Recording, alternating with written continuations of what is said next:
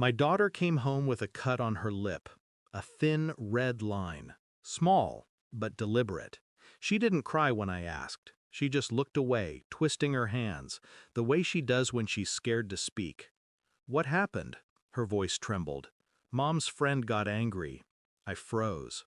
There's a tone children use when they're telling the truth but expecting not to be believed. That's the one she used. That night, I called my ex-wife. She laughed, actually laughed. She's making it up, she said. You know how kids are. I didn't. Not mine, not her. The next morning, the teacher called.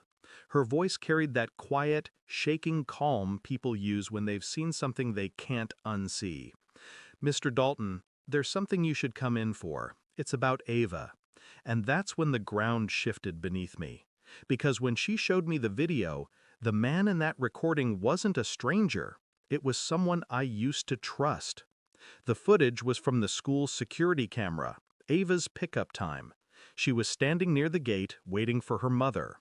A man came into view, early 30s, lean build, confident walk. He knelt beside her, said something I couldn't hear. She froze, flinched. He smiled. My stomach turned. When he straightened, the light hit his face, and I knew him. Tyler, my wife's friend. He'd been around before the divorce, smiling too much, laughing too loud at her jokes. He was there the day she left. He helped carry her boxes. Now he was picking up my daughter from school, touching her face. And that small red line on her lip, suddenly, it wasn't an accident anymore. I thanked the teacher, calm, polite, drove home in silence. Inside, everything broke apart.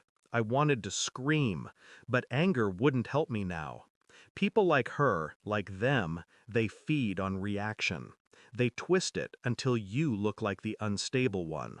So I smiled when I called her, told her we needed to talk about the visitation schedule. She agreed. Of course she did. She thought she still had control. For 3 nights, I planned quietly. I didn't tell Ava, didn't call the police. Not yet. I checked her phone records. Every call from her mother's number had a secondary number mirrored, one that wasn't registered in her name, Tyler's. I went through Ava's weekend drawings. She draws everything she sees. And in one of them, she'd drawn her mother, smiling, and a tall man beside her, red crayon in his hand.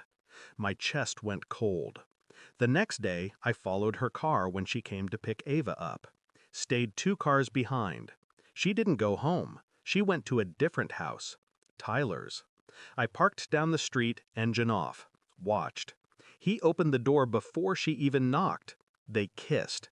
She laughed into his mouth. It wasn't about love. It was about winning. They both enjoyed keeping me blind.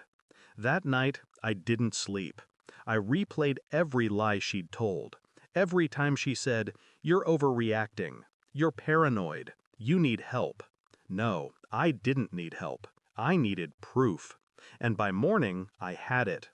I visited the school again. The teacher had already sent me a copy of the video, but now there was something new. Audio from a closer camera. Tyler's voice. He said, "If you tell anyone, I'll hurt Mommy." Ava didn't move, didn't breathe. The next sound was him grabbing her arm.